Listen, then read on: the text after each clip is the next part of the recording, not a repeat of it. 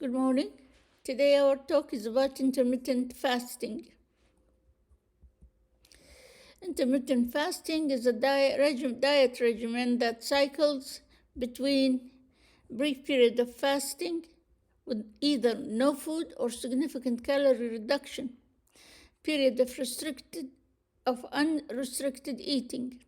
It is promoted to change the body composition through loss of fat mass and weight, and to improve markers of health that are associated with disease such as blood pressure, cholesterol level. Its root derived from traditional fasting, a universal ritual used for health or spiritual belief as described in early texts by Socrates, Plato, and religious groups. Fasting typically entails steady abstinence of food and beverages ranging from 12 hours to 1 month.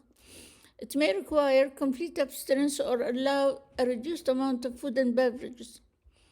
Prolonged, very low-calorie intake can cause physiological changes that might cause the body to adapt to the calories restriction and therefore prevent further weight loss. Intermittent fasting attempts to address the problem of cycling between low-calorie level of a brief time followed by normal eating, which may prevent this adaptation. However, research does not consistently show that intermittent fasting is superior to continuous low-calorie diet for weight loss efficiency. How it works: the most common method of fasting on alternate day for whole day, specific frequency per week, or during set of time frame. Alternate day fasting, alternating between days of no food restriction with days that consistent of one meal, provide about 25% daily calorie need. Examples like Wednesday, Friday consist of fasting with alternate day to have no food restriction. Whole day fasting, 1 to 2 days per week, complete fasting, or up to 25% restriction of daily intake with no food restriction on other days. Example, the 5-2 diet approach advocate no food restriction 5 days of the week. Cycle with 400 to 500 calorie diet the other 2 days of the week.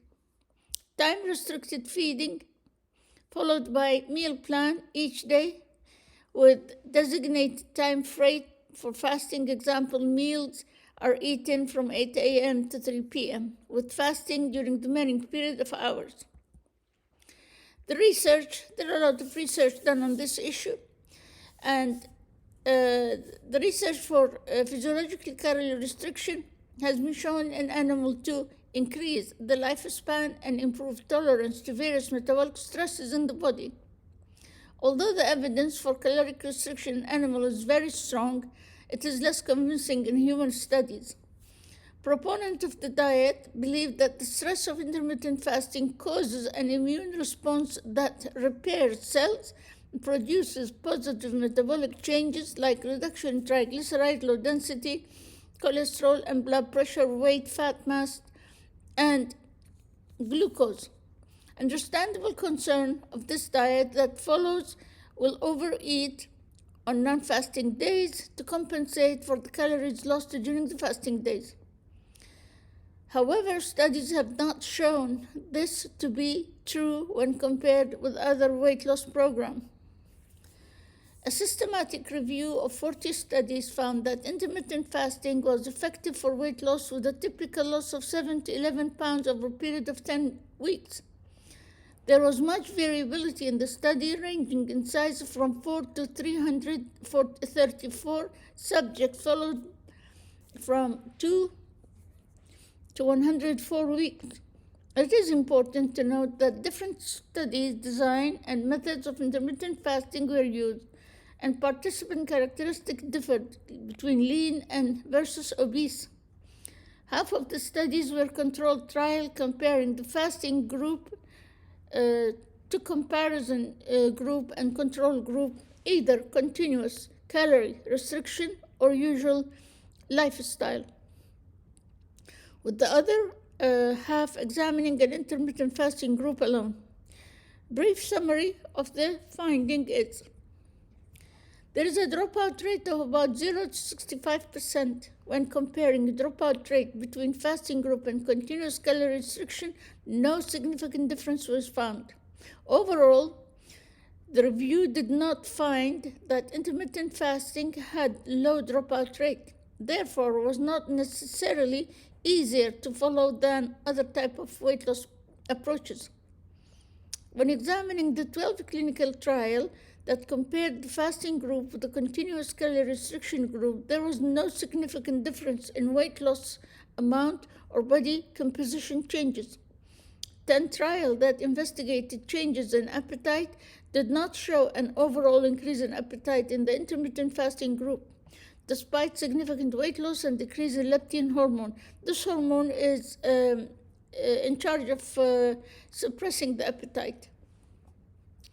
A trial was done, which is a randomized controlled trial, in which 100 obese women was followed for 1 year, did not find intermittent fasting to be more effective than daily calorie restriction. For the 6-month weight loss period, subjects were either placed on alternate day fast and alternating days of one meal of 25% baseline caloric intake versus 125 of baseline caloric divided over 3 meals, or daily calorie restriction, 75% of the baseline calories divided over 3 meals, following the American Heart Association diet. After 6 months, calories level were increased by 25% in both group with goal of weight maintenance. Participant characteristics of the group were similar. Most women were generally healthy. Trial examined weight changes, compliance rate, cardiovascular risk factor. Their finding when comparing the two groups was that there is no significant changes in weight loss, weight regain, body composition of fat mass and lean mass. No significant difference in blood pressure, heart rate, fasting glucose, fasting insulin. At 12-month period, there were no difference in the total cholesterol and triglyceride. The alternate day fasting group showed significantly increased low-density cholesterol level. The author did not comment on the possible causes. The dropout rate was higher in the alternate day fasting group, it was about 38%, than in the daily calorie restriction, which was 29%. Interestingly, those in the fasting group actually ate less food than prescribed on non-fasting days, though they ate more food than prescribed on the fasting day. Is intermittent fasting as good as it sounds? According to metabolic expert Dr. Deborah Wexler, director of Massachusetts General Hospital Diabetes Center and associate professor at Harvard School, says there is evidence to suggest that circadian rhythm fasting approach where meals are restricted to an 8 to 10 hour period of daytime is effective. But she still recommends that people use an approach that works for them and is sustainable to them. So here's the deal. There is some good scientific evidence suggesting that circadian rhythm fasting, when combined with a healthy diet and lifestyle, can be a particularly effective approach to weight loss, especially for people who are at risk of diabetes. However, people with advanced diabetes, who have medication for diabetes, people with history of eating disorder like bulimia, anorexia nervosa, or pregnant women and breastfeeding should not attempt intermittent fasting unless under close supervision of a physician who can monitor them. There are four ways to use the information for better health.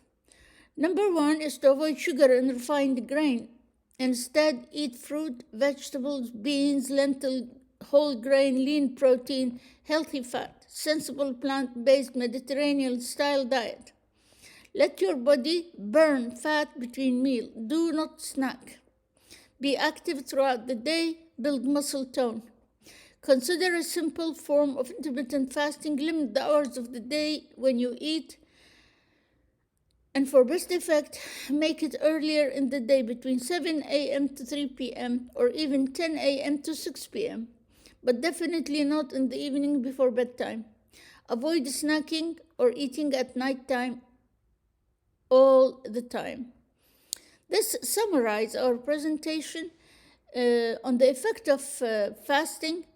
I must say, having fasted all my life for a whole month because of the month of Ramadan, I see the comment of the professor very clinically right, as if you fast for 12 to 14 hours and then break the fast on this healthy food and limit the sugar, there will be great loss of weight. Otherwise, the issue is the hypoglycemia that comes with it and zooming into eating sweets. End of dictation.